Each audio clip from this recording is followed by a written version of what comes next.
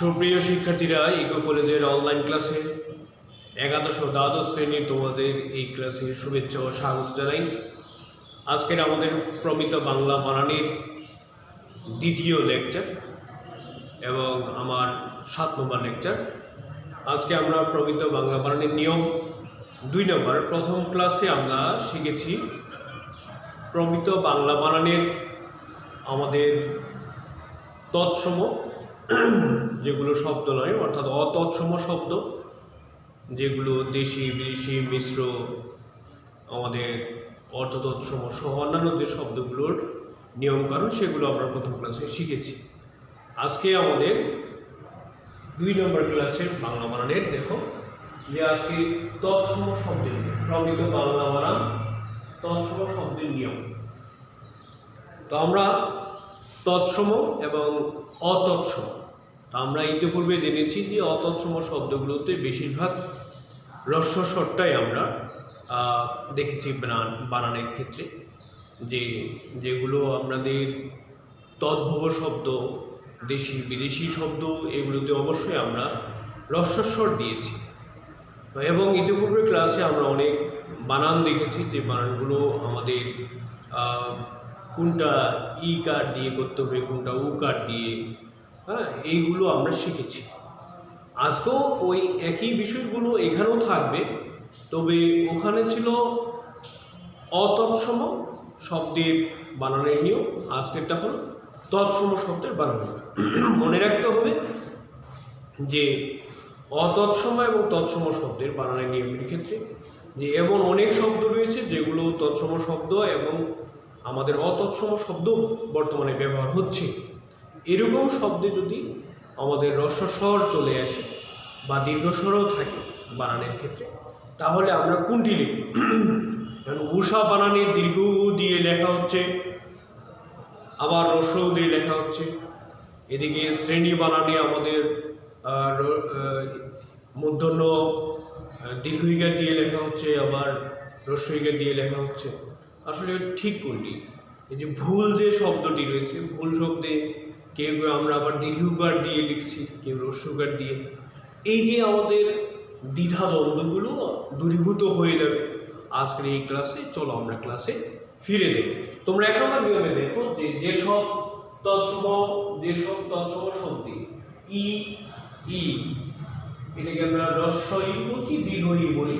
তো ই ই বা উ উভয় শুদ্ধ, মানে এমন কিছু শব্দ রয়েছে যে শব্দগুলোতে আমরা উ বা দীর্ঘ ই বা দীর্ঘ ই দিয়ে উভয়ভাবে শব্দটি লেখা যায়।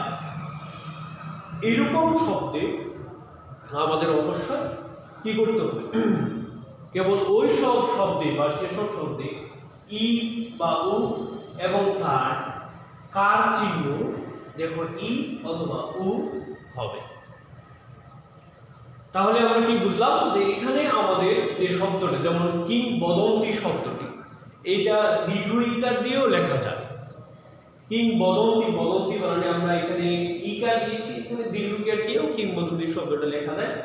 যুবতী শব্দে আমরা দীর্ঘ ইকার দিয়ে লিখে আসছি অনেকেই এতদিন থেকে, অনেকে আমরা পদবী শব্দ আমরা দীর্ঘ ইকার দিয়ে লিখে আসছি। শ্রেণী বানানো আমরা অনেকদিন যাবত আমরা দীর্ঘ ইকার দিয়ে লিখছি। তো এই ক্ষেত্রে আমাদের যে নিয়মটি এখন আমরা বুঝলাম, যে এই নিয়মে আমরা বুঝলাম যে এখানে আমাদের অবশ্যই কি করতে হবে, যেখানে দুটি বিষয়ে প্রযোজ্য, সেক্ষেত্রে আমাদের যে কোনো একটি বিষয় আমাদেরকে খেয়াল রাখতে হবে। অর্থাৎ যে অবশ্যই আমরা বুঝতে পারলাম যে এই যে ই এবং উ, এটাই শুধু আমাদেরকে, অথবা এর যে কার চিহ্নগুলো ই কার এবং উ কার, এই দুটি আমাদেরকে দিতে হবে। এই জন্য আমরা ই কার এখানে দিয়েছি, এখানেও ই কার দিয়েছি, এখানেও ই কার দিয়েছি এবং এখানেও ই কার দিয়েছি। এভাবে যদি আমাদের আরো একটি শব্দ যদি লেখা যায়, যেমন উষা শব্দটা আমরা এইভাবে দীর্ঘকার দিয়ে লিখি। তো এই যে উষা শব্দটা দীর্ঘকার দিয়ে লিখি, এক্ষেত্রে আমরা কি করব? এক্ষেত্রে আমরা নিয়ম অনুযায়ী এখানে আর দীর্ঘকারটা দিব না, এখানে আমরা হ্রস্ব করে ফেলব। ঠিক আছে? তাহলে কি বুঝলাম? যে এরকম যে শব্দগুলো আমাদের তৎসম শব্দে রয়েছে, তৎসম শব্দে যদি ই বা দীর্ঘ অথবা উ বা দীর্ঘ দিয়ে কোনো শব্দ থাকে বা লেখা যায় বা উভয়টাই যদি শুদ্ধ হয়, এই ক্ষেত্রে আমরা ই বা ইকার অথবা উ বা উকার দিয়ে লিখব। আশা করি বুঝতে পেরেছ। এরপরে 2 নম্বর সূত্রে আমরা দেখি যে রেফের পরে ব্যঞ্জন বর্ণের কখনো দ্বিত্ব হবে না। রেফের পরে ব্যঞ্জন বর্ণের দ্বিত্ব হবে না। যেমন আমাদের তৎসম শব্দে আমরা দেখেছি যে ইতিপূর্বে আমরা অর্জন শব্দটা এইভাবে আমরা লিখতাম যে দ্বিত্ব অর্জন, তো এইটা পরবর্তীতে কি হয়েছে, অর্জন হয়ে গেছে। এরপরে কর্ম, এখানে ম যোগ ম দুটি, অর্থাৎ দ্বিত্ব উচ্চারণ করতে হচ্ছে, দ্বিত্ব লেখা হচ্ছে, তাই অবশেষে কি হলো যে দ্বিত্ব করা যাবে না, যার ফলে আমরা কর্ম বর্তমান লিখব। আগে আমরা সূর্য শব্দটা এইভাবে লিখতাম, এখন এটিকে সূর্য, এখানে জ জ রয়েছে, আমরা বর্তমানে এটাকে আমরা কি করছি, শুধু সূর্য লিখছি, এখানে জ ফলা অথবা জয় জ উচ্চারণ করছি না। আশা করি তোমরা 2 নম্বর সূত্রটি বুঝতে পেরেছ। তাহলে আমরা এই সূত্রের আলোকে বলতে পারি যে তৎসম শব্দে যদি আমাদের এরকম তার পূর্ব রূপটা থাকে, অর্থাৎ তৎসম শব্দটি যদি থাকে, তাহলে সেক্ষেত্রে আমরা অর্জন, এই অর্জনের ক্ষেত্রে শুধু এই অর্জনটা বা দ্বিত্ব বা দুটি যে ব্যঞ্জন বর্ণ ছিল, দুটি ব্যঞ্জন বর্ণের মধ্যে আমরা একটি মাত্র ব্যবহার করব শব্দে বা বানানের ক্ষেত্রে। তাহলে আমরা কি জানতে পারলাম যে অর্জন কিংবা কর্ম, সূর্য, অন্যান্য যে শব্দগুলো রয়েছে, এই শব্দগুলো আমরা অবশ্যই এখানে দ্বিত্ব করব না। 3 নম্বর সূত্রে দেখি আমরা সন্ধির ক্ষেত্রে, সন্ধি আমরা করেছি ইতিপূর্বে, তো এই সন্ধির ক্ষেত্রে আমাদের 4টি ব্যঞ্জন বর্ণ মনে রাখতে হবে। ক বর্গের পঞ্চমটি বাদ দিয়ে বাকি যে 4টি রয়েছে মনে রাখতে হবে। ক বর্গের 4টি, এই যে ক, খ, গ এবং ঘ, এই 4টি ক বর্গের এই 4টি ব্যঞ্জন বর্ণে আমাদের মনে রাখতে হবে যে এই 4টি ব্যঞ্জন বর্ণে আমরা যদি সন্ধিকে পেয়ে যাই বা সন্ধি জাত শব্দে যদি 4টি ব্যঞ্জন বর্ণ আমাদের থাকে বা সন্ধি বিচ্ছেদ করার সময় যদি আমরা 4টি ব্যঞ্জন বর্ণ পেয়ে যাই, তাহলে কি করব, এক্ষেত্রে আমাদের অবশ্যই পূর্ব পদের অন্তঃস্থিত, মানে সন্ধি করার সময় যে দুটি পদ আমাদের থাকে, দুটির মধ্যে পূর্ব পদের যে শেষের যে পদটি আমরা যে সন্ধি করি, সেক্ষেত্রে আমরা কি করি যে ওই যে ম আছে, এই ময়ের স্থানে আমাদের, এই ময়ের স্থানে আমাদেরকে মাথায় রাখতে হবে যে ময়ের স্থানে অনুস্বার আমরা দিতে ভুলবো না, অর্থাৎ ময়ের স্থানে অনুস্বার আমরা দিব। যেমন আমরা একটি উদাহরণের মধ্যে শব্দটি ব্যবহার করি যে অহম যোগ কার মিলে হয়েছে কি অহংকার, তাহলে অহম এটা আমরা বলছি অহম, ঠিক আছে। তো এই দিকের মহ, কিন্তু এই যে ক বর্গের কথা বলা হচ্ছিল ক, এই সেই ক, এখানে ক রয়েছে। এভাবে আমরা অহংকার, ভয়ঙ্কর, ভয়ঙ্কর, এভাবে সঙ্গীত আমরা দেখেছি যে সব দিয়ে তারপরে গীত আমরা লিখি, সঙ্গীত বানানো আমরা ওইটাই করি, সন্দেহ তারপরে আমরা গীত দিচ্ছি। তাহলে এখানে এই যে গ রয়েছে, আমরা কি পেলাম যে ক, খ, গ এবং ঘ এগুলো যদি পূর্ব পদে, এই যে পূর্ব পদে আমরা কি করছি, পূর্ব পদের পরে যদি আমরা যে পদটি পাই, অর্থাৎ দুইটি যে অংশ, এটা হলো পূর্বপদ আর এটি হলো পরপদ বা পরের অংশ আমরা বলতে পারি, পরের অংশ মানে সন্ধির পরের অংশ। তাহলে এই পূর্বপদের পরে যদি আমরা এখানে ক, খ, গ অথবা ঘ এরকম পাই, যেমন সংঘাত, সংঘাত বানানো কি সম যোগ ঘাত মিলে হচ্ছে সংঘাত, ওখানে ঘ রয়েছে। তাহলে আমরা কি পেলাম যে ক, খ, গ, ঘ এগুলোর যে কোনো একটি যদি পরপদের অংশটাতে যদি পেয়ে থাকি, তাহলে অবশ্যই আমরা সেক্ষেত্রে ম স্থানে, এই যে ম ছিল, এই ম স্থানে আমরা কি করছি, এই ম স্থানে আমরা অনুস্বার দিয়েছি, এই ম স্থানে আমরা 59 দিয়েছি, এই ম স্থানে আমরা 59 দিয়েছি। আশা করি তোমরা বুঝতে পারছো।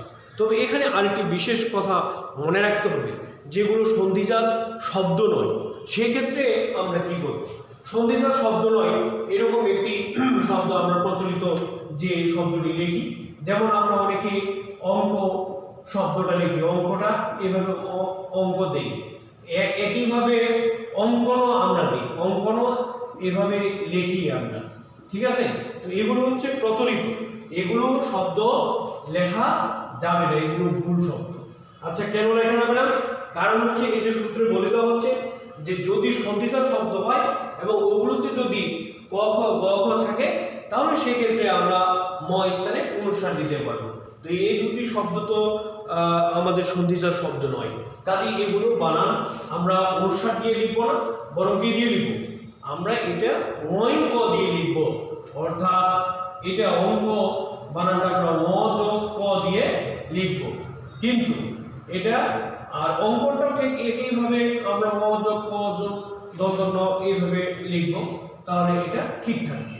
ওকে, আশা করি তোমরা এই মানে সমস্যাটা সমাধান হয়েছে বলে মনে করছি। তাহলে আমরা নম্বর 4 এবারে আসি, যে 4 নম্বর সূত্রে কি বলা হচ্ছে, যে সংস্কৃত ইন প্রত্যয়ান্ত, মানে ইন প্রত্যয়ান্ত, প্রত্যয়ের শেষে যদি ইন এই প্রত্যয় ইন যদি থাকে, মানে প্রত্যয় আমরা জানি প্রত্যয় অবশ্য আলোচনা হয়েছে, তো আমরা কি জানতে পারলাম, তো সংস্কৃত ইন প্রত্যয়ান্ত শব্দে, প্রত্যয় শেষে ইন আছে সংস্কৃত শব্দে, সেখানে যদি দীর্ঘ ইকারান্ত, মানে দীর্ঘ ইকারান্ত যদি রূপ থাকে তাহলে সেটা সমাসবদ্ধ পদ বা শব্দে আমরা কি করব, হ্রস্ব ইকার দিয়ে লিখব। অর্থাৎ আমরা যেমন উদাহরণ ব্যবহার করি, এই যে প্রাণী শব্দটা সংস্কৃত শব্দ এবং এইটা ইন প্রত্যয়ান্ত, ইন এইখানে ইন প্রত্যয় দিয়ে প্রাণী হয়েছে, হ্যাঁ, প্রাণ যোগ ইন, প্রাণ যোগ ইন মিলে হয়েছে প্রাণী। এবং এই যে প্রাণ আমাদের এই প্রাণ যোগ ইন মিলে কি হয়েছে, প্রাণী হয়েছে, ঠিক আছে।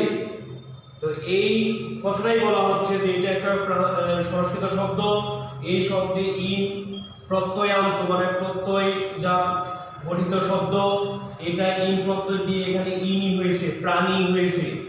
এই প্রাণী শব্দটা যদি আবার সমাসবদ্ধ পদ রূপে গঠিত হয় তাহলে সেক্ষেত্রে কি হবে, যেমন প্রাণীবিদ্যা, এই যে তোমরা দেখছো এখানে প্রাণীবিদ্যা রয়েছে, তাহলে এই শব্দটা কিভাবে হলো, আগে ছিল প্রাণ, তারপরে ইন প্রত্যয় যুক্ত হয়ে হলো প্রাণী, প্রাণীর পরে এবার বিদ্যা যুক্ত হয়ে সমাসবদ্ধ একটি পদ বা সমাস হলো, তা হলো প্রাণীবিদ্যা। তাহলে এই ক্ষেত্রে যদি সমাসবদ্ধ পদ তৈরি হয়ে যায়, ইন প্রত্যয় থাকতে হবে, এই শর্ত কিন্তু মাথায় রাখতে হবে। তাহলে ওই শব্দটা দীর্ঘ ইকার দিয়ে যদিও সংস্কৃত শব্দ ছিল, কিন্তু বর্তমানে সেটি আমাদের হ্রস্ব ইকার দিয়ে লিখতে হবে। একইভাবে গুণীজন শব্দটা, এই গুণীজন শব্দটা গুণ যোগ ইন, গুণ যোগ ইন মিলে হয়েছে গুণী, এই গুণী শব্দে গুণীজন এইভাবে সমাসবদ্ধ পদ রূপে সেটি হ্রস্ব ইকার রূপ ধারণ করেছে। অর্থাৎ আমরা বুঝতে পারলাম যে সংস্কৃত ইন প্রত্যয়ান্ত শব্দের শেষে দীর্ঘ ইকার থাকা সত্ত্বেও সমাসবদ্ধ পদ হওয়ার কারণে এটি হ্রস্ব ইকার হয়েছে। আশা করি বুঝতে পারছো। এরপরে আমরা সর্বশেষ 5 নম্বর নিয়মটা আমরা দেখছি, যে শব্দের শেষে বিসর্গ থাকবে না। ইতোপূর্বে আমরা অনেক শব্দ দেখেছি যে শব্দের শেষে প্রথমত, দ্বিতীয়ত, বস্তুত, হ্যাঁ, প্রায়ত, প্রায়শ, এইগুলো শব্দে আমরা শব্দের শেষে কি করতাম, বিসর্গ দিতাম। কিন্তু এখন কি বলা হচ্ছে আমাদের প্রমিত বাংলা বানানের নিয়মে, যে এটা হবে না, অর্থাৎ বিসর্গ দেওয়া যাবে না। যেমন শব্দের শেষে বিসর্গ থাকবে না, তাহলে কি প্রথমত আমাদের এভাবে লিখতে হবে, দ্বিতীয়ত লিখতে হবে, বস্তুত লিখতে হবে, কিন্তু এগুলোতে বিসর্গ দেওয়া যাবে না। আশা করি বুঝতে পারছো। সকলে ভালো থাকো, সুস্থ থাকো এবং ক্লাসগুলো নিয়মিত করো। সবাইকে ধন্যবাদ।